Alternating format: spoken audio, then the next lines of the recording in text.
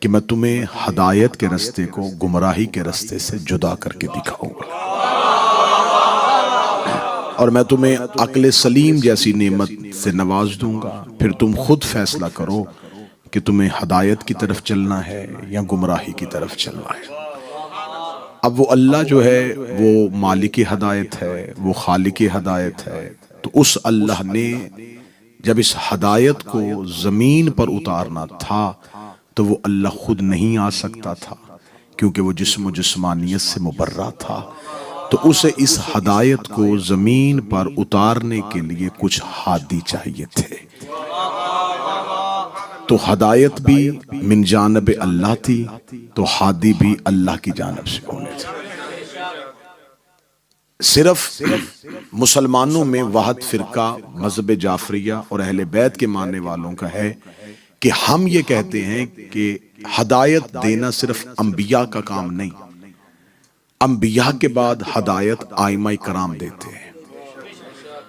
ہمارے علاوہ مسلمانوں کے جتنے فرقے ہیں وہ یہ کہتے ہیں کہ رسول ہی صرف ہدایت دے سکتے ہیں، تو 1,24,000 انبیاء میں سے سب سے آخری پیغمبر دنیا سے چلے گئے، اب ہدایت کا دروازہ بند ہو گیا، نبوت کا دروازہ بند ہوا ہے، ہدایت کا دروازہ بند نہیں ہوا۔ یہ طے ہو گیا ہے کہ اب نبی کوئی نہیں آنا، لیکن یہ نہیں ہے کہ اب ہادی کوئی نہیں آنا، کیونکہ اگر اللہ ہدایت کا دروازہ بند کر دے گا تو پھر خدا کو آخری نبی کے دنیا سے ظاہری پردہ کرتے ہوئے شیطان کو بھی موت دینی چاہیے تھی۔ تمہید گزشتہ مجلسوں کی آپ کے سامنے آ گئی۔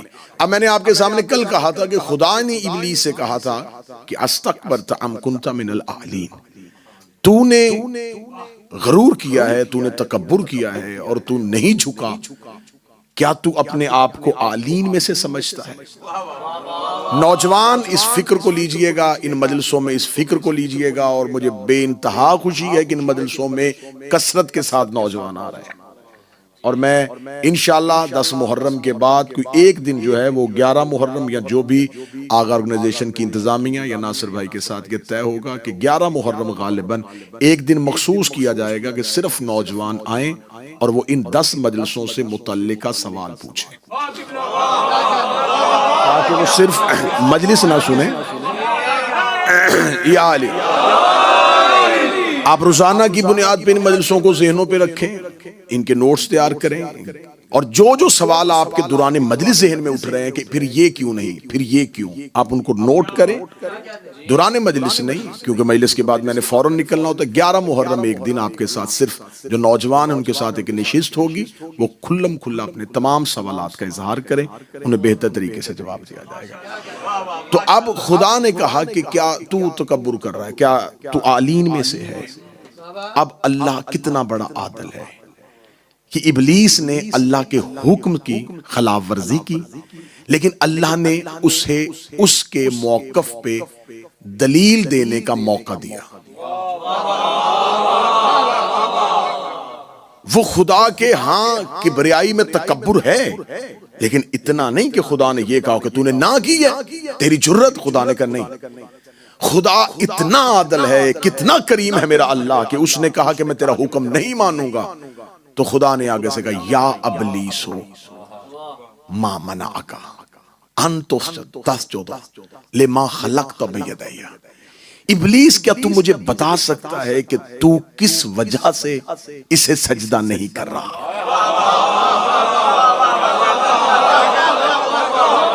یہ ہے اللہ کے ہاں اصول کہ اگر آپ کے موقف سے کوئی متفق نہ ہو تو آپ نے اس سے پہلے دلیل لینی ہے۔ خدا نے کہا مجھے دلیل دے، تیرے پاس دلیل کیا ہے؟ مجھے دلیل دے، میں تیری دلیل سنوں گا، اور اسی محفل میں سنوں گا، فرشتوں کے سامنے سنوں گا، آدم کے سامنے سنوں گا۔ دلیل تیری وزنی ہوئی، میں تیری دلیل قبول کروں گا۔ یا ابلیس، یہ آیت ہے قرآن کی، اللہ کہہ رہا ہے یا ابلیس، کتنی بڑی سزا ہے یا علی مدد کے منکر کو۔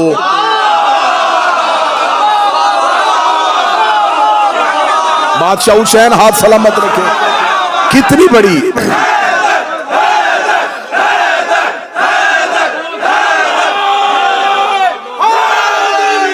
یا علی یا رسول اللہ یا رسول اللہ بسم اللہ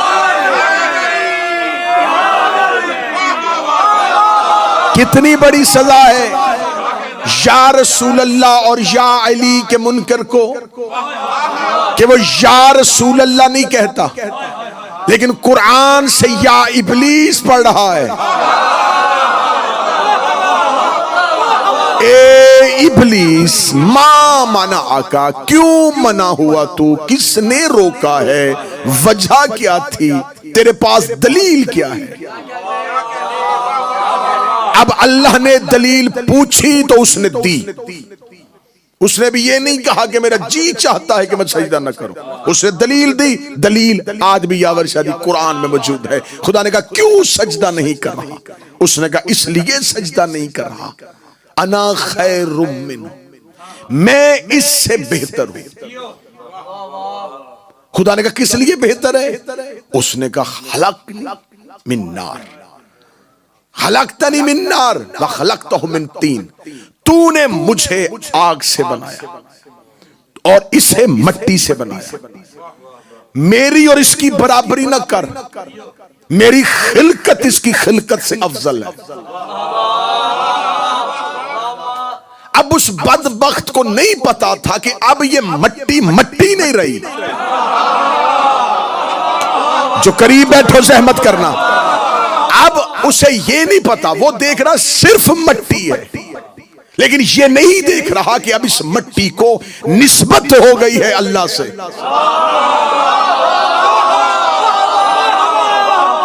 تو اب جب اس مٹی کو اللہ سے نسبت ہو گئی اب اس کا کسی عناصر میں سے کسی عنصر سے مقابلہ نہیں ہو سکتا کوئی آگ اس کا مقابلہ نہیں کرے گی کوئی پانی اس کا مقابلہ کوئی ہوا اس کا مقابلہ نہیں کرے گی کوئی سونا چاندی اس کا مقابلہ نہیں کرے گا بے شک مٹی ہے لیکن نسبت ہو گئی ہے اللہ کے ہادی سے جسے اللہ کے ہادی سے نسبت ہو جائے وہ مٹی کو سجدہ کرنا ہوتا ہے تو اب ہم سے نہ پوچھا کرو کہ شیعہ سجدہ گاہ کیوں رکھتے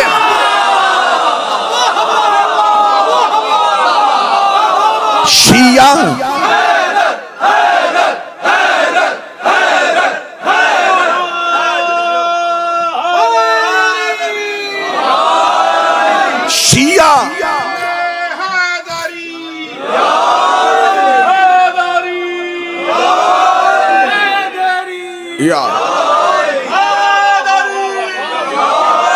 اس مٹی کو نسبت ہو گئی ہے اللہ کے ہادی کے ساتھ ایک صاحب نے مجھے سوال کیا تھا اس نے کہا یہ جو مٹی آپ رکھتے ہیں یہ دیکھیں آپ کو ماننا پڑے گا کہ یہ تو رسول سے پہلے کفار کا طریقہ کار تھا کہ وہ بتوں کو سجدہ کرتے تھے میں نے کہا وہ بتوں کو سجدہ کرتے تھے بتوں پہ نہیں کرتے تھے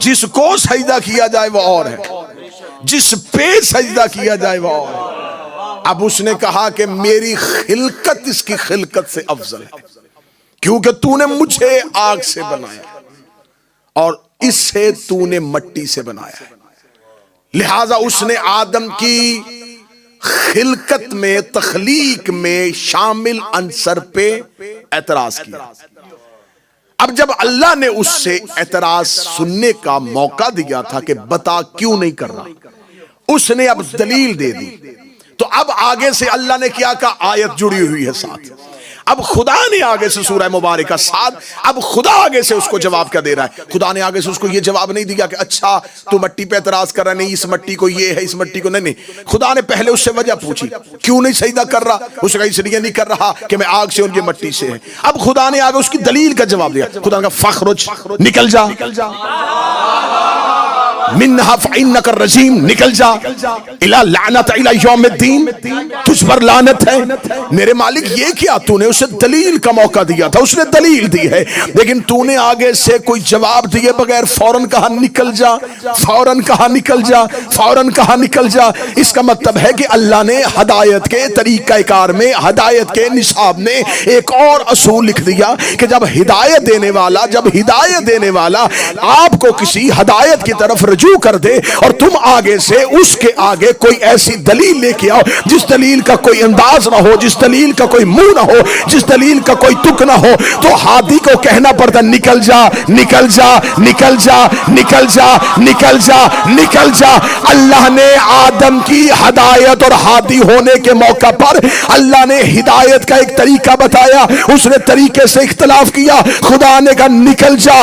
رسول نے آخری رات اپنے حجرے میں بیٹھ کے کہا آؤ میں تمہیں کچھ لکھ کے دوں، آؤ میں تمہیں کچھ لکھ کے دوں۔ ایک نے کھڑے ہو کے کہا ہمیں کتاب کافی ہے، فرمایا فخرج، نکل جا۔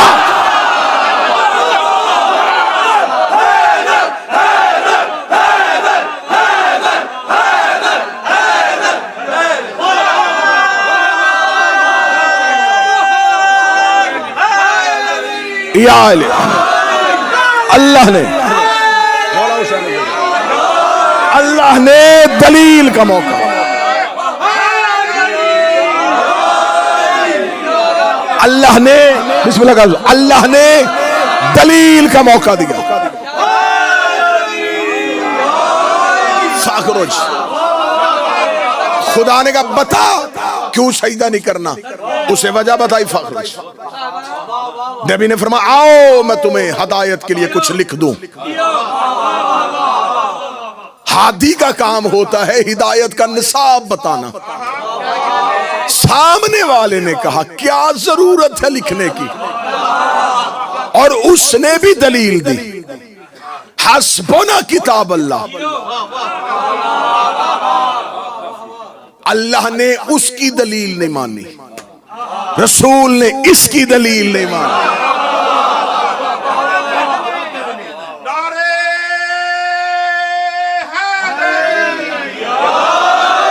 کیا کہا تیرے اور میرے پروردگار نے؟ سبحان، بات پہنچ رہی ہے جی۔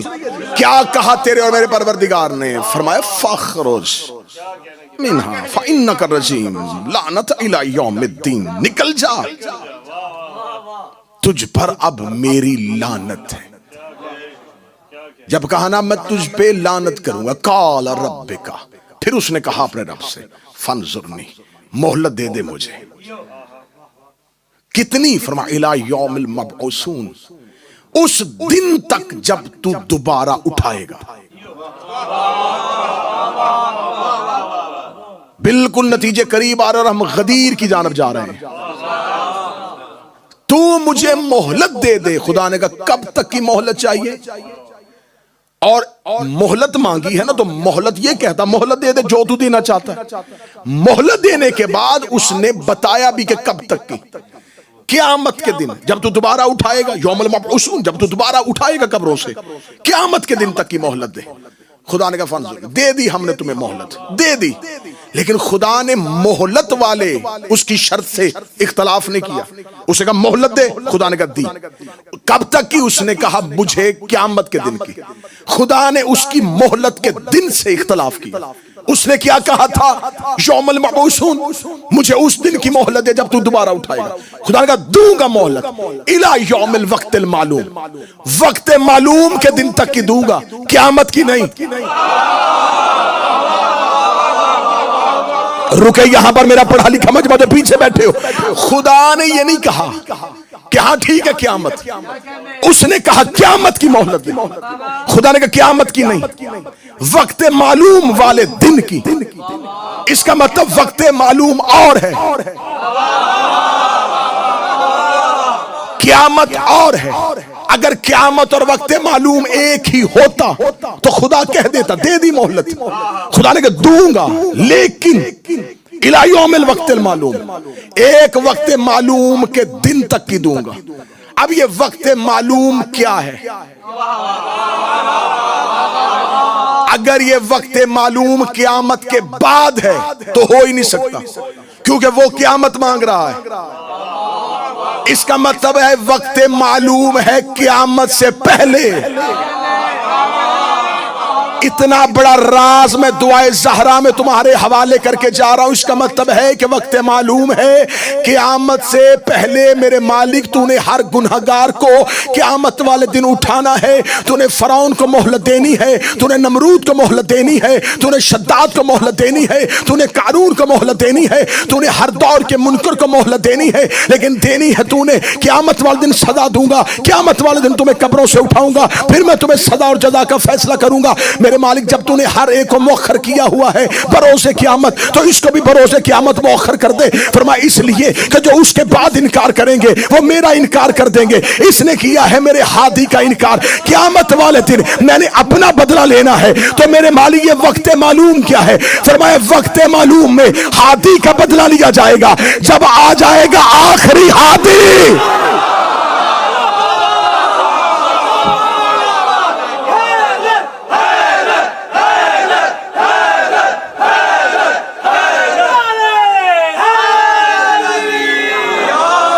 وقت معلوم ہے، وقت معلوم ہے میرے آخری مولا کے ظہور کا دن، اور وہ وقت معلوم ہے لیکن ہمیں نہیں۔ وہ معلوم ہے وقت، وہ اللہ کے علم میں ہے۔ معلوم کسے کہتے ہیں؟ جو علم میں ہو۔ وہ علم الہی میں ہے کہ وہ دن کب ہے، لیکن اس نے یہ علم ہمیں نہیں دیا۔ الہ یوم الوقت المعمول، میرے پاس وہ علم ہے، میں اس دن میں تمہیں مہلت دوں گا۔ اور رکھنا علماء اسلام کے سروں پہ قرآن، ابلیس ظہور پہ قتل ہوگا 12ویں کے ہاتھوں۔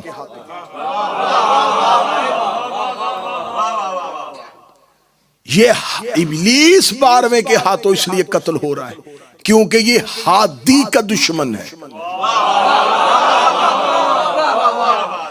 چلیں اب آخری مجلسوں میں جب تمام گمراہوں کی سزا پڑھیں گے تو پھر پڑھیں گے کون کس کس کے ہاتھوں سے مارا گیا۔ اب یہاں موضوع کو آگے لے گئے، الہ یوم الوقت المعلوم، میں تمہیں مہلت دیتا ہوں لیکن وقت معلوم تک۔ متوجہ بات کی جانب خدا نے کہا اب نکل جا میرے دربار سے۔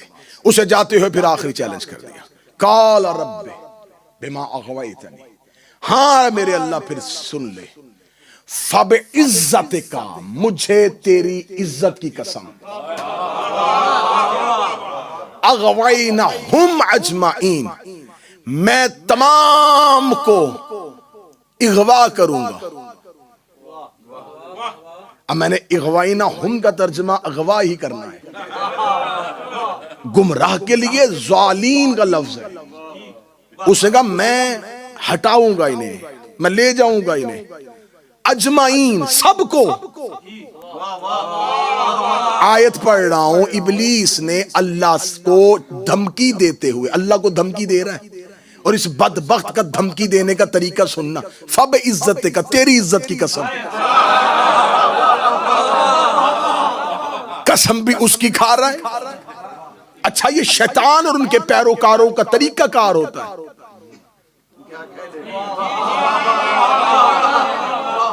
فبعزتک، تیری عزت کی قسم۔ اس کا مطلب ہے کہ قسم ہمیشہ اس کی کھائی جاتی ہے جو خود سے افضل ہو۔ اگر اس نے اللہ کی قسم کھائی ہے تو یہ اللہ کو افضل سمجھتا تھا۔ اس کا مطلب کہ ابلیس یا اللہ کا قائل تھا،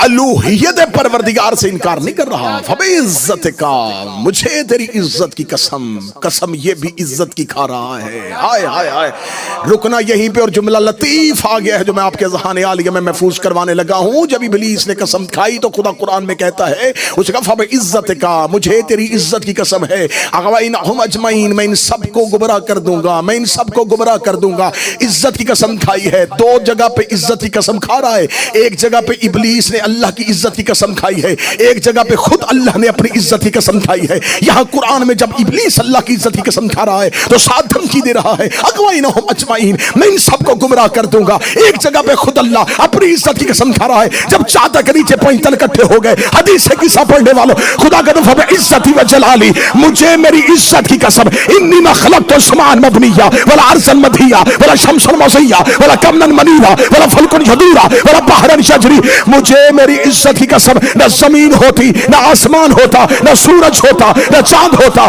نہ دریا ہوتے، نہ ہوائیں ہوتی، کچھ نہ ہوتا الا الخمسۃ الذین هم تحت الکساء، اگر یہ پانچ جو چادر کے نیچے ہے یہ نہ ہوتے۔ ابلیس نے کہا تھا عزت کی قسم میں سب کو گمراہ کروں گا، خدا نے کہا عزت کی قسم اگر یہ نہ ہوتے فبعزتی و جلالی۔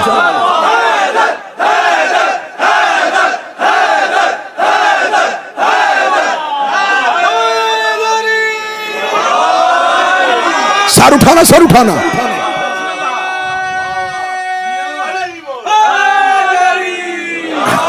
دن دن دن بہت توڑے۔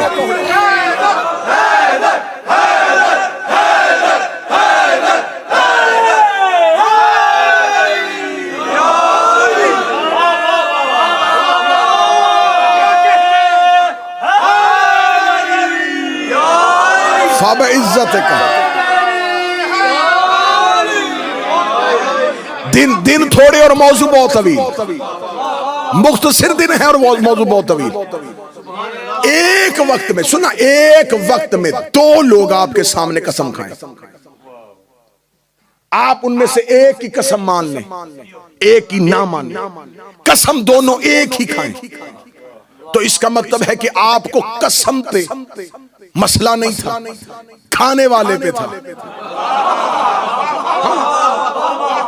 دو لوگ ایک وقت میں قسم کھائیں تو آپ کہیں اس کی قسم مجھے یقین، اس کی قسم کی، اس کا مطلب کہ آپ نے قسم نہیں جھٹلائی، قسم کھانے والے کو جھٹلایا۔ ایک چیز میں دو لوگ ایک وقت میں ایک جیسی قسم کھائیں۔ اب یہاں ابلیس بھی قسم کھا رہا ہے، اللہ بھی قسم کھا رہا ہے، ابلیس بھی اللہ کی عزت کی قسم کھا رہا ہے، خود اللہ بھی اپنی عزت کی قسم کھا رہا ہے۔ آج کسی بھی مسلمان سے پوچھو گمراہ کون کرتا ہے، کہتے ابلیس کرتا ہے۔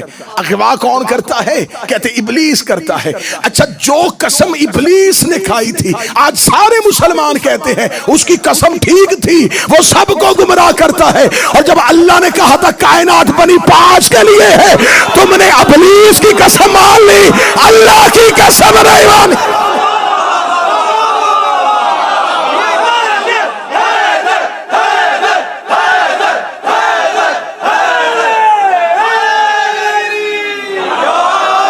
تم نے ابلیس کی قسم مانی۔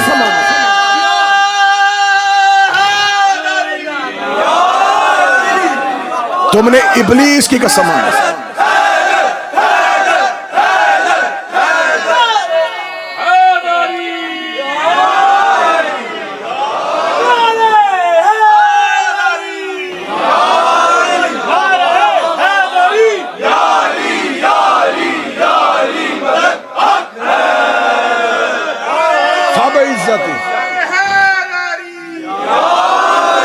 فَبِعِزَّتِكَ أَغْوَيْنَهُمْ أَجْمَعِينَ، میں گمراہ کروں گا اجمعین کو۔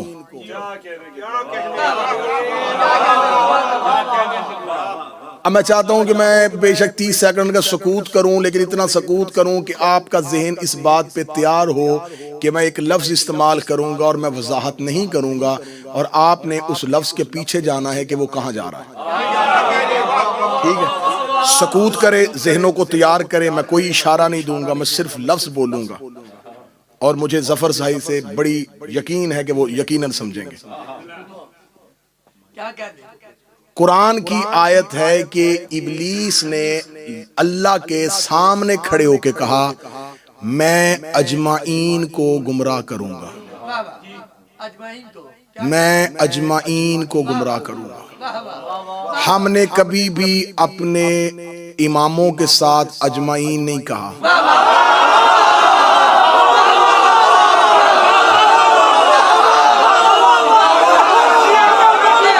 مولا حسین عزت دے، ہاتھ بلند رہے. مولا ہم نے کبھی نہیں کہا کہ آل محمد رضوان اللہ علیہ، ہم کہتے ہیں اہل بیت اطہار علیہ السلام. اس کا مطلب ہے ابلیس اجمعین تک جاتا ہے علیہ السلام.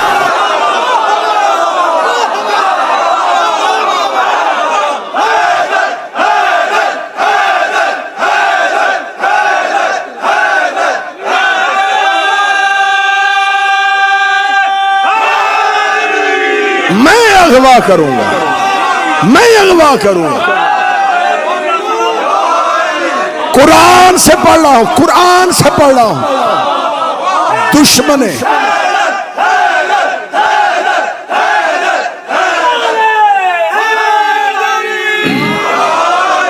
دشمن علی کا انجام، دشمن علی کا انجام قرآن سے.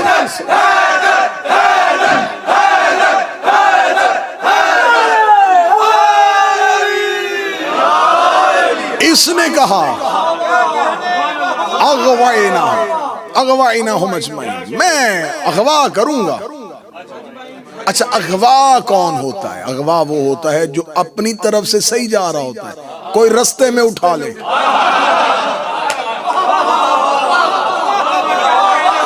بھائی قرآن میں لفظ ہی اغوا کا ہے تو میں کیا کروں؟ لفظ ہی اغوا کا ہے، اغوا کروں گا. اغوا کون ہوتا ہے؟ اغوا کوئی مرضی سے ہوتا ہے؟ کیا لکھا ہوتا ہے اخباروں میں سرخی؟ کیا ہیڈ لائن لکھی ہوتی ہے؟ حضور جا رہا تھا رستے میں، نامعلوم افراد نے. اغوا ہمیشہ نامعلوم کرتے ہیں.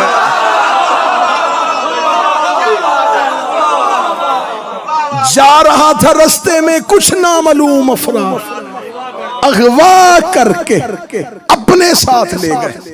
شیطان نے کہا میں بیٹھوں گا صراط مستقیم پہ، میں صراط مستقیم پہ چھپ کے بیٹھا ہوں گا. بندے اپنی طرف سے صراط مستقیم پہ آ رہے ہوں گے، میں رستے سے اٹھاؤں گا، اغوا کر کے لے جاؤں گا، پھر میں اور رستے پہ چلا دوں گا.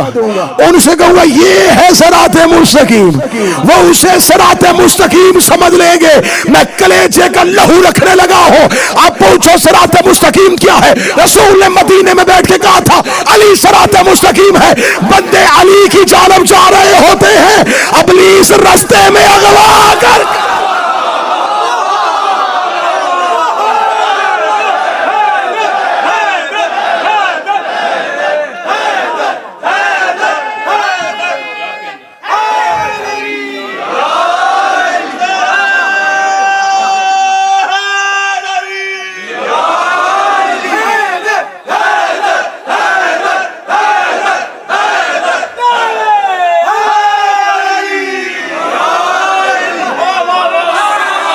مولا حسین عزت دے.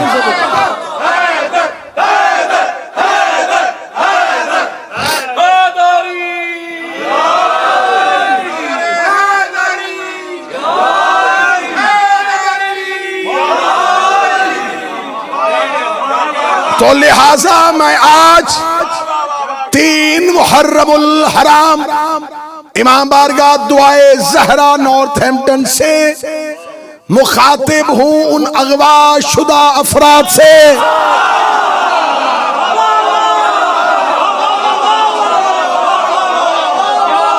صاحبان اپنے گھروں کو واپس آ جائیں، آپ کو کوئی اغوا کر کے لے گیا ہے.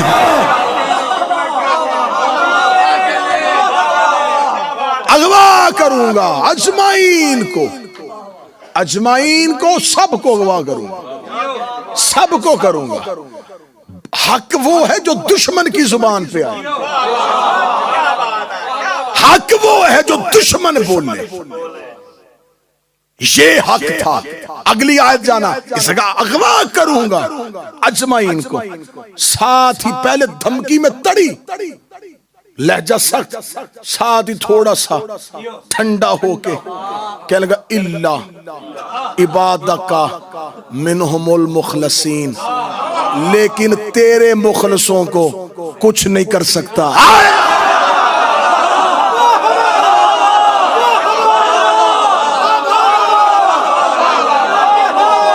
اے لعنت تیرے پہ، پہلے اس کی دھمکی کا لہجہ تیور دیکھنا، پہلے سب کو کروں گا، ساتھ کہنے لگا اللہ عبادک منہم المخلصین، لیکن جو تیرے مخلص ہوں گے نا ان تک میں جا ہی نہیں سکتا۔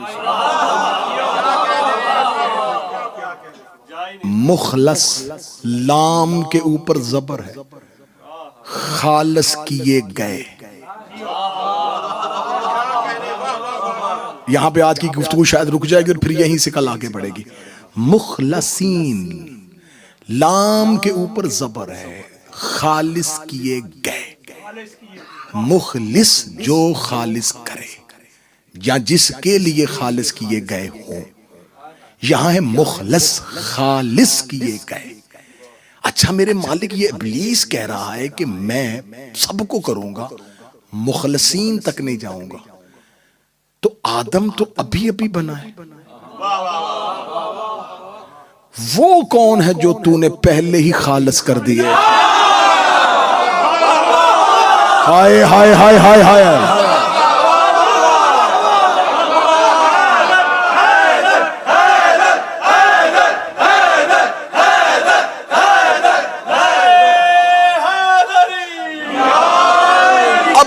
آدم زمین پہ اترے گا، نسل آدم چلے گی، یہ گمراہ کرنا شروع کرے گا، کچھ تیری عبادت کریں گے، وہ پھر ہوں گے مخلص۔ ابھی تو آدم یہیں کا یہیں کھڑا ہے۔ اچھا یہ شیطان کے پاس علم کہاں سے آیا کہ کچھ مخلص ہیں؟ مخلصین خالص کیے گئے۔ اب اگر کوئی چیز مثلا بھی مجلس میں اعلان ہو کہ صاحبان لنگر تیار کر دیا گیا ہے، تو لنگر کا تیار ہونا بتا رہا ہے کہ کچھ تیار کرنے والے بھی ہیں۔ اب اگر خالص کر دیے گئے ہیں تو اس کا مطلب کچھ خالص کرنے والے بھی ہیں۔ ابلیس خالص کرنے والوں تک تو دور کی بات، خالص کیے گئے ہوں تک بھی نہیں پہنچتا۔ میں نہیں پہنچوں گا الا لیکن ان تک جو خالص کر دیے گئے ہیں۔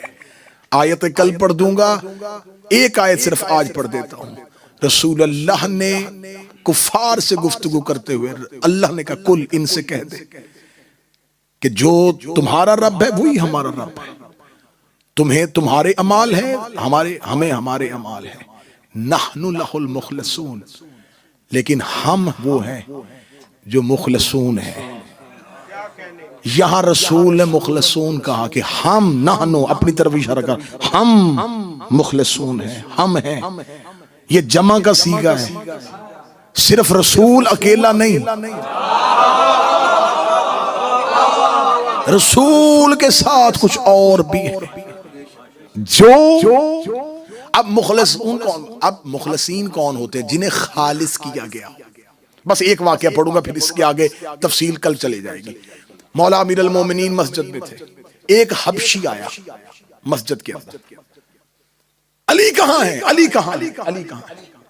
مولا علی تک پہنچا، سلام کیا، یا علی میں نے چوری کی ہے، مجھے پاک کر دے۔ کاش کوئی بندے ہوں جو مجلس کے موضوع کے ساتھ چل رہے ہوں، جنہیں پتا ہو کہ میں بار بار تو موضوع نہیں دہراؤں گا نا، ان تک نہیں پہنچوں گا جو ہم نے مخلص کر دیے ہیں، جنہیں پاک کر دیا ہے، جنہیں خالص کر دیا ہے۔ وہ خالص کر دیے گئے کون ہیں؟ بس ایک اشارہ ایک واقعے میں دینے لگا ہوں۔ القطرہ اٹھا کے دیکھنا، مناقب اٹھا کے دیکھنا، فضائل کی کوئی بھی کتاب اٹھاؤ گے یہ واقعہ وہاں پڑھاؤ۔ یہ نہیں ہے کہ شیعہ ایک دو کتابوں میں اور باقی کتابوں میں نہیں، سب مناقب کی کتابوں نے اس کو لکھا، یا علی مجھے پاک کر دیجئے۔ اللہ نے فرمایا کیا کیا تو نے؟ اس نے کہا مجھے چوری کی ہے۔ یہ ہے عادل علی۔ فرمایا گھر جا، تیرے فعل پہ کوئی گواہ ہے؟ کوئی گواہ ہے؟ اب دیکھو کیسا ہے، کہنے لگا میں خود گواہ ہوں کہ میں نے چوری کی ہے، میں نے گناہ کیا، میں خود گواہ ہوں۔ مولا امیر المومنین نے اپنا سر آسمان کی طرف اٹھایا، فرمایا یا رب واحد، میرے اللہ ایک گواہی آ گئی۔ پھر کہنے کے بعد اللہ نے فرمایا کہ جا گھر جا، دو گواہ چاہیے۔ اسے کہتے ہیں کریم، واپس جا، دو گواہ چاہیے۔ کہنے لگا دوسری گواہی بھی میں ہی دوں گا۔ امیر المومنین نے پھر منہ آسمان کی طرف، میرے اللہ گواہیاں دو ہو گئی۔ کمبر تیری تلوار لا۔ کمبر نے تلوار لائی۔ علی فرمایا میں ہاتھ آگے کیا، ہاتھ آگے کیا۔ علی نے اس کے ہاتھ کو کاٹا، انگلیاں کاٹی، انگلیاں کٹی، ہاتھ دربار سے باہر گیا، بازار میں جا رہا تھا، سامنے سے ابن القوا آ رہا تھا۔ ابن القوا نے اس کو دیکھا کہ خون کے قطرے ٹپک رہے، کیا ہوا تجھے؟ اسے کپڑا اٹھایا، اس کا ماں قطعت، کس نے کاٹا تیرے ہاتھ کو؟ کس نے کاٹا تیرے ہاتھ کو؟ واللہ با حسین میں مناقب کی کتابوں کا ضامن ہوں، اس نے یوں حبشی نے اپنا خون سے بھرا ہوا ہاتھ سامنے کیا، فرمایا قطعت یمینی، کاٹا ہے میرا ہاتھ، وصی رسول قائد غر المعجلین، قطعت یمینا وارث الجنہ، قائد غر المعجلین، فاتح دارین نے، نقطہ بائے بسم اللہ نے، ملوت حرم نے، بت شکن نے، مثل ہارون نے، باب الحکمہ نے، باب الحتہ نے، جنت کے مالک نے، صاحب سیف نے، صاحب ذوالفقار نے، مولا حسین کی عزت کا سمے علم عباس پہ ہاتھ رکھ کے کہہ رہا ہوں، یہ صرف لفظ میں خطابت میں نہیں پڑھ رہا، کتابوں میں 3.5 صفوں کا قصیدہ لکھا ہے، جو 3.5 صفوں کا قصیدہ اس نے علی پہ پڑھنا شروع کر دیا، گزرتا جا رہا اور علی کا قصیدہ پڑھتا جا رہا ہے، گزرتا جا رہا ہے علی کا قصیدہ پڑھتا جا رہا ہے، گزرتا جا رہا ہے علی کا قصیدہ پڑھتا جا رہا ہے۔ ابن القوا چلتا چلتا علی کے پاس آیا، آ کے کہنے لگا یا علی آپ نے ہاتھ کاٹا ہے، وہ بازاروں میں آپ کے قصیدے پڑھ رہا ہے، وہ گلیوں میں آپ کے قصیدے پڑھ رہا ہے۔ علی نے فرمایا سزا نہیں دی، میں نے اسے مخلص کر دیا۔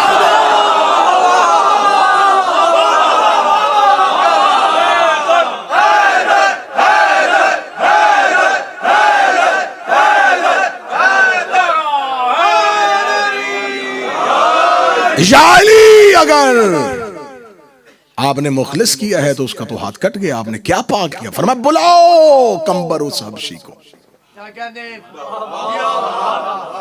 دربار امیر میں آیا، اللہ نے فرمایا کیوں گلیوں میں میرے قصیدے پڑھ رہا ہے؟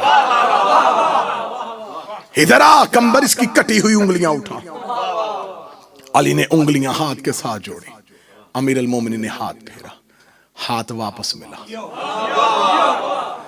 ہاتھ کا واپس ہونا تھا۔ علی نے فرمایا تو نے پڑھا میرا قصیدہ،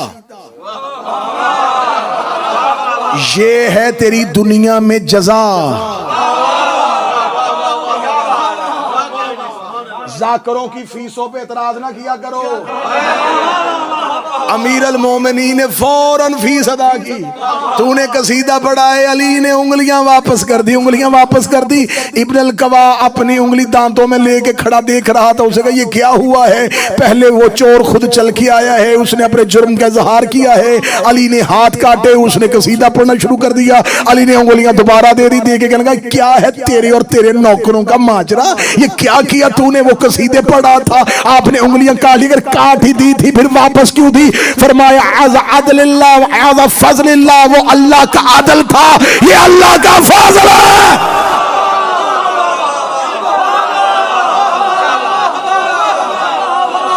ہو عدل اللہ، علی مولا، علی مولا، میرا مولا، میرا مولا، علی مولا، علی مولا۔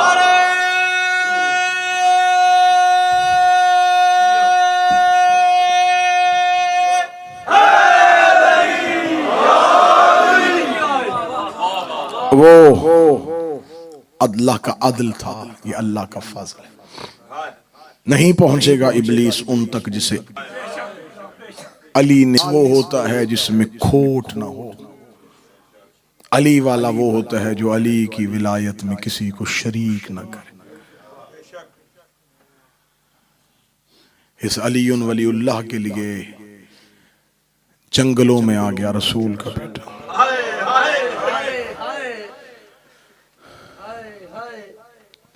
کل کا دن مولا حسین کا ورود پڑھا، پہنچ گئے حسین کربلا میں.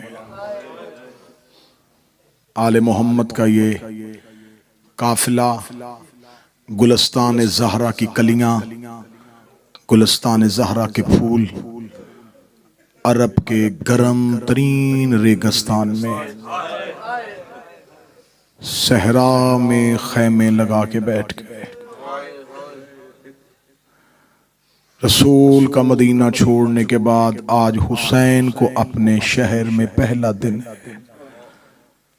کل خیام لگ چکے، حسین کربلا میں اتر چکے، اب خیام لگے ہیں ابھی تک اس لمحے تک 3 محرم تک فرات کے کنارے پہ، کیونکہ یہ خریدا ہوا دریا ہے حسین کا. سادات و غیر سادات جب وطن چھوڑا تھا تو حسین کے پاس 4 علی تھے. فیصلہ حسین نے کرنا تھا کس علی کو کہاں لے کے جائے. بالآخر حسین نے یہ فیصلہ کیا، ایک علی مدینے چھوڑا جائے، ایک علی مکہ چھوڑا جائے، ایک علی کربلا لے کے جایا جائے، اور ایک علی کوفے بھیجا جائے. محمد ابن حنفیہ کو مدینے چھوڑا، عبداللہ ابن جعفر تیار کو مکہ چھوڑا، مسلم بن عقیل کو کوفہ بھیجا، اکبر السجاد لے کے حسین کربلا جائے. عقیل کا بیٹا حسین کا جانسار ساتھی، حسین کا وفادار ساتھی. جب مولا حسین مکہ سے سفر کے لیے نکلے، فرمایا مسلم 12,000 خطوط اب تک مجھے پہنچ گئے کوفہ سے. مسلم میں چاہتا ہوں کہ آپ کوفہ جائیں اور کوفہ کے حالات کے بارے میں مجھے آگاہ کریں. جیسا کوفہ کے خطوط حالات بتا رہے ہیں اگر ویسے ہی حالات ہوں مجھے بتانا، میں کوفہ پہنچ جاؤں گا. لیکن مسلم میرے جانے سے پہلے آپ کوفہ جائیں اور کوفے والوں سے اپنے ہاتھ میں میری بیعت لیں. اتنا کہنا تھا، جناب مسلم بن عقیل نے سر جھکا کے حسین کا حکم سنا. فرمایا مسلم سواری تیار کریں. مکہ میں حسین کا قافلہ تھا. جناب مسلم خیمے سے باہر آئے، باہر عباس کھڑے تھے. حضرت ابوالفضل عباس کو مسلم نے دیکھا. فرمایا عباس مجھے حسین مولا نے حکم دے دیا ہے، میں کوفہ جا رہا ہوں. جناب عباس دیکھ کے کہنے لگے جرت کے ساتھ جائیے گا، کوفہ والوں کو بتائیے گا کہ فرزند رسول تنہا نہیں، علی کے بیٹے ساتھ آ رہے ہیں. جناب مسلم کی آنکھوں میں آنسو آئے. جناب عباس دیکھ کے کہنے لگے مسلم اگر کوفے کا سفر صعوبت دے رہا ہے تو میں مولا حسین سے کہوں آپ یہاں رکیں، میں کوفہ چلا جاؤں. اتنا کہنا تھا، جناب مسلم نے عباس کے منہ پہ ہاتھ رکھا. فرمایا تو جانے کی بات نہ کرنا، تیرا حسین کے ساتھ مجھ سے زیادہ ہونا ضروری ہے. جب کہنا تیرا حسین کے ساتھ مجھ سے زیادہ ہونا ضروری ہے. حضرت عباس کا مکالمہ پڑھنا کتابوں میں، حضرت عباس دے کے کہتے نہیں بسر عقیل ہے، عقیل کا بیٹا، آپ بھی مثل شجاع ہیں، آپ بھی مثل شیر ہیں، آپ کی بہادری کے قصے بھی پورے عرب میں ہے. اتنا کہنا تھا. مسلم دے کے میں بہادر ہونے کی وجہ سے نہیں کہہ رہا، میرے رہنے سے وہ حسین کو آسرا ہوگا، تیرے رہنے سے زینب کو آسرا ہے، تیرے رہنے سے علی کی بیٹیوں کو. عباس آپ کا قافلے میں ساتھ ہونا مجھ سے زیادہ ضروری اس لیے ہے، آپ کا ہونا علی کی بیٹی کے لیے ضروری ہے. ہاں عباس ہو سکتا ہے دوبارہ آؤں یا نہ آؤں. عباس کوشش کیجئے گا اگر جنگ کے اسحار بن جائیں تو سیزادیوں کو مدینے حفاظت کے ساتھ چھوڑ لینا. مجھے عباس حالات ٹھیک نہیں لگ رہے۔ مولا عباس نے کہا کیا ہوا؟ فرمایا میں نے مکہ میں جتنی دیر قیام کیا مجھے مکہ کے حالات بھی ٹھیک نہیں لگے، حالات کوفہ کے بھی ٹھیک نہیں ہیں۔ حکم امام کے سامنے ہمارا سر خم ہے، امام کو کوئی مشورہ دے نہیں سکتا، امام کی صرف اطاعت ہے۔ لیکن عباس حالات بہتر نہیں ہیں، عباس حسین کو اکیلا نہ چھوڑنا۔ مولا عباس نے سفر کی تیاری، مولا مسلم نے سفر کی تیاری مکمل کی، وہاں آئی جہاں عباس کی بہن رقیہ تھی۔ رقیہ میں جا رہا ہوں، حسین سے ودا ہو گیا ہے، مسلم اللہ کے حوالے، مسلم کی آواز زندہ رہے تو ملاقات، ورنہ زہرا کی جگیر پہ ملیں گے۔ گھر سے شوہر جانے لگے تو کیا کہتی ہیں عزت دار بیویاں، سفر لمبا ہے، میں رستے کے لیے کوئی چیز دوں، کچھ سامان کی تیاری کرواؤں۔ مکہ میں حجرے میں اور خیمے میں ہے مسلم اور عباس کی بہن رقیہ۔ مسلم کی آواز آئی میں جانا چاہ رہا ہوں، رقیہ دے کے کہتی ہے اچھا میں آپ کی سامان کی تیاری کروں۔ سامان کی تیاری کا نام آنا تھا، وہاں گئی جہاں جوڑی سوئی ہوئی تھی، تڑپ کے کہتی آنکھیں کھولو بابا جا۔ مسلم کی تیاری کروائی، دو بیٹے لا کے مسلم کے سامنے کھڑے کیے، دیکھ کے کہتی ہے دو میں لے جاتی ہوں، دو آپ لے جائیں، ہو سکتا ہے کہ حسین اکٹھے میرے چار قبول نہ کرے، دو میں حسین کے رستے میں دے دوں گی، دو آپ علی ولی اللہ کے رستے میں دے دیجئے۔ اب اس لمحے چار بیٹے مکہ میں موجود، کتنا مشکل تھا، دو کو ماں ودا کر رہی تھی، دو کو باپ ودا کر رہا تھا۔ ہائے لاہور والی ملکہ تیری قسمت، یا چاروں ماں کے ساتھ رہتے یا چاروں باپ کے ساتھ رہتے۔ دو کی جدائی مسلم نے برداشت کی، دو کی جدائی رقیہ نے برداشت کی۔ اللہ کے حوالے جوڑی کو ساتھ لیا، جناب مسلم عازم سفر ہوئے۔ کوفہ میں مسلم کا بہت لمبا مضمون، اگر فضائل میں بھی پڑھتا تو 45 سے 50 منٹ ہے۔ جناب مسلم کا کوفہ اترنا، رستے کے حالات، جناب مسلم ایک دفعہ نکل کے مکہ سے پھر واپس پلٹے ہیں، پھر واپس آگے، پھر امام حسین سے اجازت لی ہے۔ مولا فرمایا مسلم کیوں واپس آ گئے ہو؟ کہتا رستے میں گیا ہوں، میرا دل گھبرا رہا ہے، مجھے ایسے لگتا ہے دوبارہ آپ سے ملاقات نہیں ہونی، میں دوبارہ پھر آپ سے ملنے کے لیے آ گیا ہوں۔ رستے سے ایک دفعہ جناب مسلم واپس پلٹے، پھر حکم امام کے ساتھ گئے۔ رستے میں کن کن حالات سے جناب مسلم کو سامنا کرنا پڑا یہ تفضیل دی۔ جناب مسلم پہنچ گئے کوفہ، مختار بن ابو عبیدہ کے گھر میں قیام، پھر سلیمان بن سرد خزائی کے گھر میں قیام، مختلف جگہوں پہ جناب مسلم قیام کرتے رہے۔ مسلم کے آنے کی خبر کوفہ پہنچ گئی۔ پہلی رات کوفہ والوں نے اعلان کیا، 10,000 لوگوں نے پہلی رات بیعت، اگلے دن 18,000، دوسرے دن 30,000، 40,000، روزانہ اتنے افراد مسلم کے ہاتھوں پہ بیعت کر رہے ہیں۔ خبر پہنچ گئی شام، علی کا بیٹا، عقیل کا لال، حسین کا سفیر کوفہ پہنچ گیا ہے۔ ہزاروں افراد کوفہ میں، مسجد کوفہ میں بیٹھ کے مسلم کی بیعت کرتے ہیں۔ مسلم چھپ کے نہیں، اب کھلم کھلا بیعت کر رہا ہے۔ مسجد کوفہ میں مسلم نماز پڑھاتا ہے، پیچھے ہزاروں مسلم کے نماز پڑھتے ہیں۔ اس نے کہا کوفے کا گورنر، انہوں نے کہا نعمان ابن بشیر، اس نے کہا معزول کرو۔ بصرے کا گورنر ابن زیاد، اسے فوری طور پہ کوفے بھیجو، اسے کہو کہ کوفہ اپنے کنٹرول میں لے، نعمان کو وہاں سے معزول کرے، جتنی جلدی ہو سکے مجھے حسین کے سفیر کا سر بھیجے۔ یہ ملعون ابن زیاد بصرہ کا گورنر، بصرہ کا حاکم تھا، اس نے فوراً وقتی چارج لیا۔ یہ کوفہ پہنچا رات کی تاریکی میں، اس نے پہنچ کے اپنے مخبروں کے ذریعے سے کوفے کے حالات کا مطالعہ کیا، اس نے کوفے کے حالات کو کنٹرول کیا۔ جن لوگوں سے پیسے سے خریدنا تھا پیسے سے خریدا، جنہیں دھمکی دینی تھی انہیں دھمکی سے خریدا۔ اس نے گلیوں میں مخبر، بازاروں میں سپاہی اور فوج تعینات کر دی۔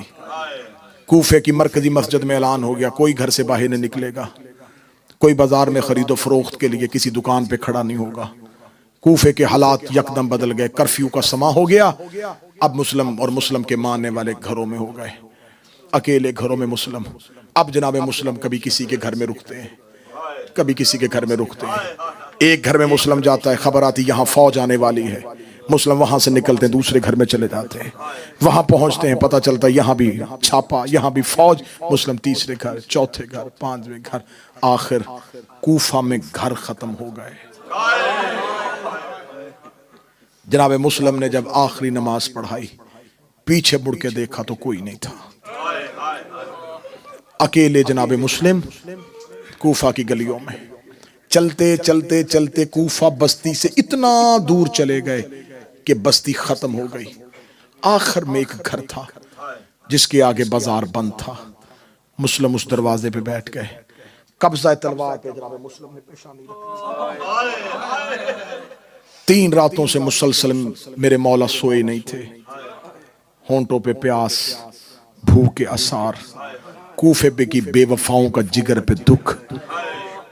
مسلم کا قبضہ تلوار پہ سر تھا، امامہ کھلا ہوا تھا، مغرب کا وقت آ رہا تھا، سورج غروب ہو رہا تھا۔ اس گھر کی مالکہ دروازے پہ آئی، دروازے پہ کسی مسافر کو مسافر میرا دروازہ چھوڑ، کیوں بیٹھا میرے دروازے پہ؟ جناب مسلم نے کہا دھوپ تھی، بچتا ہوا یہاں بیٹھ گیا، سورج غروب ہو گیا ہے، اب چلا جاؤں گا۔ کہ لگی جہاں بھی جانا ہے جہاں۔ کسی کے گھر مہمان آئے، جناب مسلم نے قبضہ تلوار سر اٹھا، فرمایا آیا تو مہمان تھا، تم رو گے لیکن اگر جملے سمجھ سکو، آیا تو مہمان تھا لیکن اب کوئی میزبان بننے کے لیے تیار نہیں۔ دے کہتی اچھا کون تھا تیرا میزبان، کیوں کیا اس نے ایسے تیرے ساتھ؟ اچھا جہاں بھی جانا ہے یہاں سے اٹھ، تجھے نہیں خبر کہ کوفے کا گورنر نے آ گیا ہے، کوفے میں کرفیو ہے، حالات خراب ہو چکے ہیں، میرے دروازے کے آگے نہ بیٹھ، کسی اور جگہ پہ جا۔ جناب مسلم کہتے کہاں جاؤں؟ کہتی مسجد میں چلا جا، اللہ کا گھر ہے، وہاں ہر کوئی رہ لیتا ہے۔ مسلم دیکھتا ہم اتنے غریب ہیں، ہمیں اللہ کے گھر میں بھی کوئی نہیں رہنے دیتا۔ کہتی کوئی کسی کو اللہ کے گھر میں رہنے سے کیسے روک سکتا ہے؟ جناب مسلم نے تلوار اٹھائی، نیام پہ رکھی، اپنی ابا اپنے کاندھے پہ رکھ کے کہا تو کہتی اللہ کے گھر میں کوئی نہیں رہنے دیتا، ہم اتنے غریب ہیں، ہمیں ہمارے گھر میں کوئی نہیں رہنے دیتا، ہمیں ہمارے وطن سے نکالا گیا۔ اتنا کہہ کے مسلم جانے لگے، دیکھنے لگی مسافر کوفے کے حالات بہتر ہوتے میں ضرور تجھے اپنا مہمان رکھ لیتی، لیکن کوفے کے حالات بہتر نہیں ہے۔ جناب مسلم نے گلی کا موڑ مڑا، مڑ کے کہتے میں تیری جنت کا ضامن ہوں، زہرا کی اولاد کا اپنا مقدر، زہرا کی اولاد کا نام آنا تھا۔ ننگے پاؤں مسلم کے پیچھے چلی، پیچھے چل کے کہتی اتنا بتا دے تو نے جس کا نام لیا اسے جانتا ہے؟ جہاں مسلم دے کہتے تو اسے جانتی ہے؟ کہتی محمد کی بیٹی ہے، اس کے 2 حسن حسین جیسے بیٹے ہیں، وہ علی کی زوجہ ہے، میں تو اس شہزادی کی کنیز ہوں۔ مسلم دے گا جس کی کنیز ہے میں اسی کی اولاد۔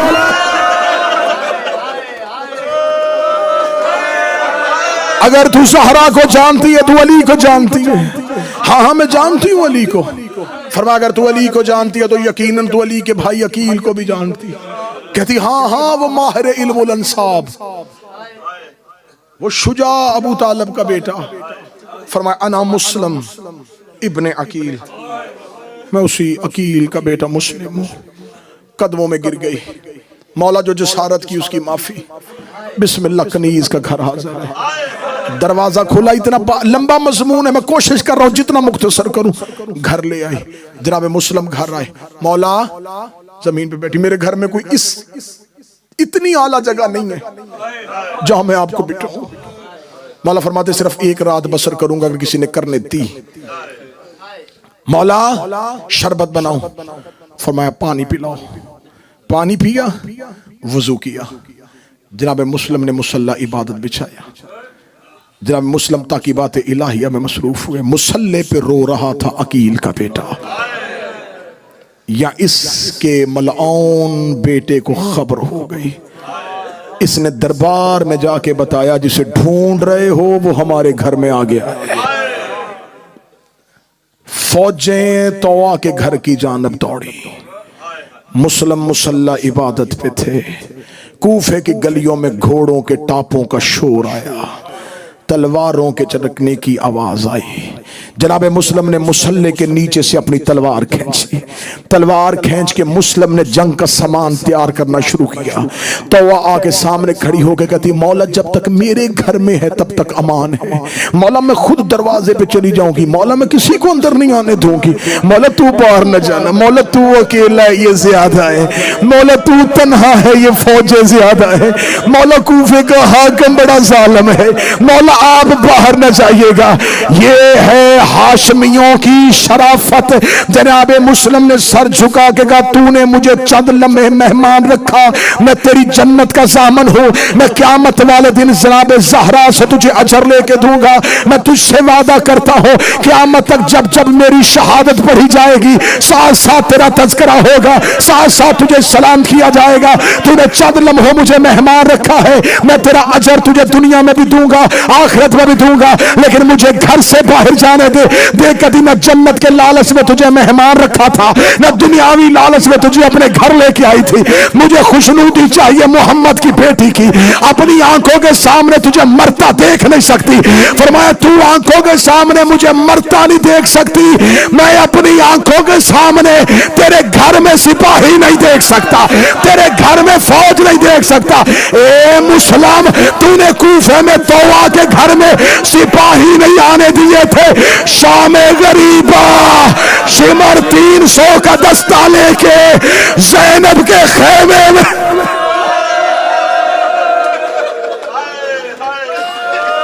بس آخری سطرے تفصیل نہیں پڑھ سکوں گا، آخری سطرے۔ جناب مسلم باہر آئے، گلی پیچھے سے بازار بند، آگے سے مسلم نے حملہ کیا، اتنا زوردار حملہ گھوڑوں سے بدن گرنے شروع ہوئے۔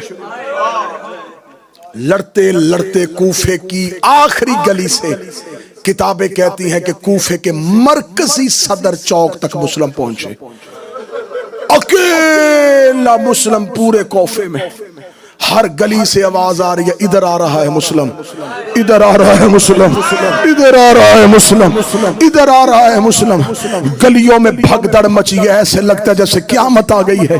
کوفے میں اکیلا مسلم، جس گلی سے حملہ ہوتا اس گلی میں جاتا، جس بازار سے حملہ ہوتا اس بازار سے جاتا۔ بار بار دربار میں ابن زیاد کو جا کے دوڑتا ہوا قاصد کہتا اور لشکر بھیج، اور لشکر بھیج، اور لشکر۔ اس نے پہلے 100 پھر 300 پھر 500 1000 کا دستہ بھیجتے ہوئے اس نے خط لکھا۔ اس نے کہا کس کو مار رہے ہو، ایک کے لیے اتنی فوج؟ انہوں نے کہا یہ عام کوفے کا فرد نہیں، یہ ہاشمی ہے، اس کے سامنے یہ کوفے کے تیرے تنخواہ دار سپاہی جنگ نہیں کر رہے۔ اس ملاؤں نے کہا پھر تمہیں کس نے کہا ہے کہ علی کے بیٹوں کے ساتھ تلوار سے لڑتے ہیں؟ انہیں جب بھی مارتے ہیں انہیں دھوکے سے مارتے ہیں۔ انہوں نے ایک گلی کو بند کیا، اس کے اندر گڑھا کھودنا شروع کیا، اس کو خس و خشاک کے ساتھ بھر دیا، پھر اس بازار کو خالی کیا، آگے سے مسلم پہ حملہ کر دیا۔ مسلم پچھلے قدموں سے حملے کو روکتے ہوئے جا رہے تھے، یا گڑھے پہ مسلم کا پاؤں آیا، جناب مسلم نے شیب کے اندر گرے، اکیلے مسلم کا اندر گرنا تھا۔ مولاؤں نے مسلم کے ارد گرد گھیرا ڈال دیا، جس کے پاس پتھر تھا اس نے پتھر مارا، جس کے پاس نیزہ تھا اس نے نیزہ مارا، جس کے پاس تلوار تھی اس نے تلوار ماری۔ اکیلا زخمی مسلم گڑے میں کہہ رہا تھا اوے آج میرا اکبر ہوتا، اوے آج میرا غازی ہوتا، اوے آج میرا قاسم ہوتا، اوے آج ہم سارے ہوتے۔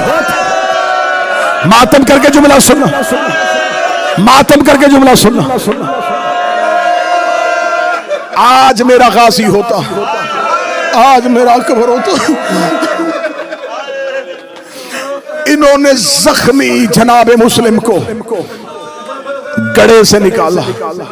حالت کیا تھی؟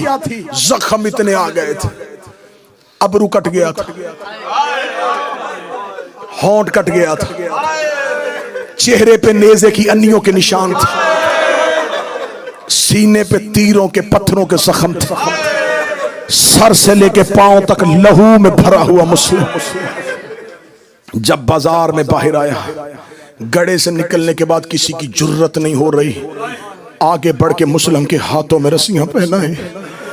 انہوں نے دور سے کھڑے ہو کے نیزے کے ساتھ رسیاں پھینکی.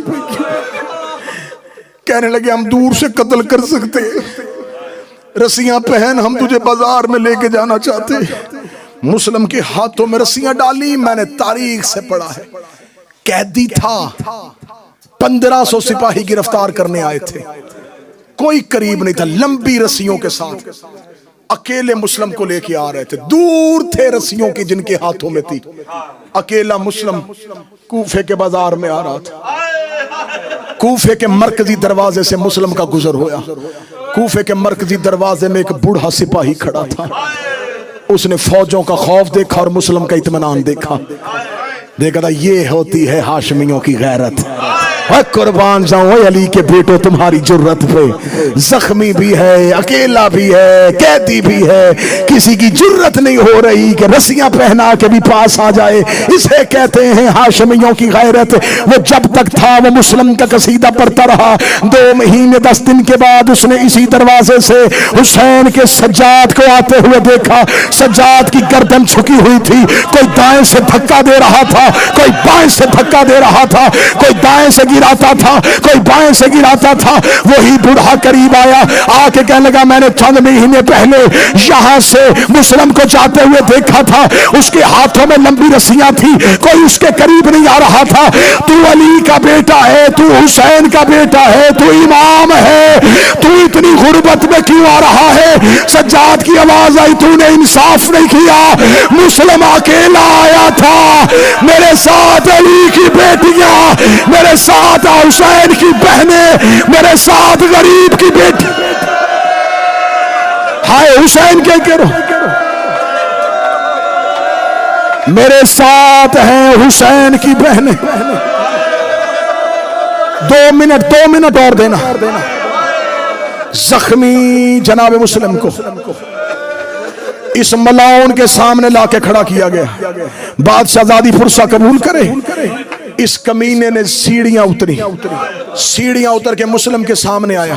جناب مسلم کے ہاتھوں میں ہتھکڑیاں, پاؤں میں رسیاں, گردن میں رسیاں, ابرو کٹا ہوا, ہونٹ کٹا ہوا, سر زخمی, چہرہ زخمی.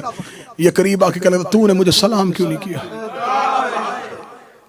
جناب مسلم نے لہو بھرا ہوا چہرہ اٹھایا, کہنے لگا مجھے امیر کہہ کے سلام کر, مجھے امیر کہہ. مسلم کی آواز آئی, ماں امیر سوائل حسین, میرا کوئی امیر نہیں. اب میں کیوں آہستہ ہوا تھا, میں کیوں رکا تھا, میں کیوں آہستہ پڑھ رہا تھا کہ اگلا جملہ اگر کسی کے دل میں حسین کی قبر ہے تو وہ تیار رہے. جب مسلم نے کہا کہ لا امیر سوائل حسین, میرا کوئی امیر نہیں ہے سوائے حسین کے, غازی کے علم کی قسم ہے مسلم کے ہاتھ رسیوں میں تھے. اس کمینے نے مسلم کے چہرے پہ تماچا مارا. ادھر مسلم کے چہرے پہ تماچا آیا, ادھر حسین گھوڑے کی زین پہ رک گئے. آواز آئی عباس ہم غریب ہو گئے. حسین منزل سوق پہ تھے, حسین کی سواری منزل پہ رکی. حسین کی آواز آئی مسلم تو نے دشمن کے دربار میں مجھے امیر کہا ہے, زہرا کا غریب وعدہ کرتا ہے قیامت تک دنیا مجھے غریب حسین کہے گی, تجھے امیر مسلم. تو نے دشمن کے دربار میں مجھے امیر کہا.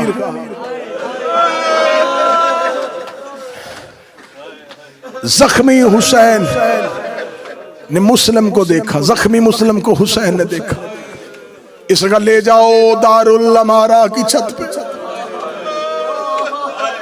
کوفے کے لوگوں کو بازار میں اکٹھا کرو, کوفے کی مرکزی مسجد میں اعلان کرواؤ, جس کا جمل اور سفین میں علی نے مارا تھا.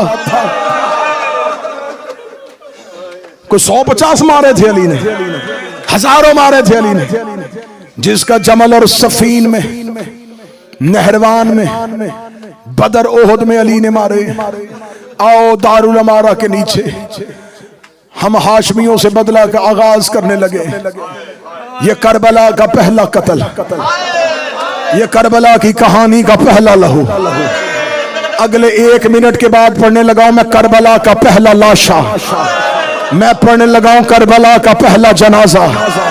دارالامارہ کی بلندی پہ جناب مسلم تھے، جناب مسلم نے دائیں بائیں دیکھا، سپاہیوں سے دیکھے کہ کچھ وصیتیں ہیں، کس کے حوالے کروں؟ اس کا گورنر سے اجازت لے کے پھر سنیں گے، اجازت مانگی، اس کا دی اجازت، سنو کیا وصیتیں۔ جب مسلم کی آواز آئی کوفے میں میرے اوپر کچھ قرضہ ہے، میری زراب میرا گھوڑا بیچ کے میرا قرضہ ادا کر دینا، جو پیسہ بچ جائے وہ غریبوں کی راہ میں تقسیم کر دینا۔ اس کا کوئی دوسری وصیت؟ فرمایا دوسری وصیت یہ ہے کہ مجھے پانی پلایا جائے۔ اس کا تیسری وصیت؟ فرمایا تیسری وصیت تم نے مانی نہیں ہے لیکن میں کرتا ہوں۔ انہوں نے کہا مانیں گے تو کر۔ فرمایا تیسری وصیت ہے کوئی تیز رفتار گھوڑا سوار قاصد بنا کے بھیجو، حسین سے جا کے کہا بہنیں لے کے کوفے نہ آنا، بیٹیاں لے کے کوفے نہ آنا، کیونکہ مجھے جاتے ہوئے کہا تھا کہ مسلم مجھے کوفے کے حالات سے آگاہ کر دینا۔ میں نے خط لکھ دیا تھا کہ کوفے کے حالات بہتر ہیں، کوئی جا کے بتا دے کہ کوفے نہ آنا۔ ادھر اتنا کہنا تھا، ہنس کے کہنے لگے ہم پاگل ہیں، ہم حسین کو آنے سے روکے، ہم اسے بھی ایسے ماریں گے جیسے تجھے کوفے بلا کے مارا ہے۔ اتنا کہنا تھا، غریب منزل سوک پر رکا، ہوا کو حسین نے حکم دیا، فرمایا مسلم کے کان میں جا کے میری آواز پہنچا۔ مسلم کے کان میں حسین کی آواز آئی، مسلم میں بہنیں لے کے کربلا جا رہا ہوں، میں بیٹیاں لے کے کربلا جا رہا ہوں۔ جناب مسلم کا سر بلند تھا، جلاد نے آ کے تلوار مسلم کی پشت گردن پہ رکھی، پشت گردن پہ رکھ کے تلوار کو زور دیا، کہتا گردن جھکا جھکا۔ مسلم کی آواز آئی ہم سوائے اللہ کے کسی کو نہیں جھکتے، اس کا گردن جھکا میں وار کروں۔ مسلم کی آواز آئی تو وار کر، یہ گردن سوائے اللہ کے کسی کو نہ جھکے گی۔ سادات و غیر سادات مجھے معاف کر دینا۔ اس ملعون نے وار کیا، تلوار کی نوک پہ مسلم کا سر لیا، اس نے مسلم کا لاشا کوفے کے بازار میں پھینکا، اس نے مسلم کا سر کوفے کی گلیوں میں پھینکا۔ ادھر مسلم کا سر کوفے کے بازار میں آ رہا تھا، مسلم کا لاشا دارالامارہ کی بلندی سے آ رہا تھا۔ یا حسین گھوڑے کی زین سے زمین پہ آئے، حسین کا ہاتھ جگر پہ آیا، عباس نے قدموں پہ ہاتھ رکھے، رکھے گا مولا کیا ہوا ہے؟ فرمایا عباس میری انگلیوں کے درمیان تھے۔ عباس کہتا کوئی دارالامارہ کی چھت میں کوئی کٹا ہوا لاشا زمین پہ آ رہا ہے۔ آواز آئی پہچان یہ کون ہے؟ عباس نے ریت اٹھا کے سر پہ ڈالی، آواز آئی مولا میری رقیہ اجڑ گئی اور میرا مسلم مارا گیا۔ 10 سیکنڈ عباس منہ کے بل زمین پہ گرے، آواز آئی مولا یہ تو میرا مسلم ہے، مولا تجھے تیری ماں کا واسطہ مجھے ایک بار کوفے پہنچا۔ حسین رو کے کہتے مسلم کو گرنے ہیں، تو کوفے جا کے کیا کرے گا؟ آواز آئی پردیس میں لاش اٹھاؤں گا، بے وطن ہے اس کا جنازہ اٹھاؤں گا۔ حسین کی آواز آئی اب ذرا زمین پہ دیکھ، عباس کی آواز آئی مولا انگلیاں ہٹا لے۔ ایک کالے برگے والی بی بی اپنی چادر پھیلا کے رو کے کہہ رہی ہے آؤ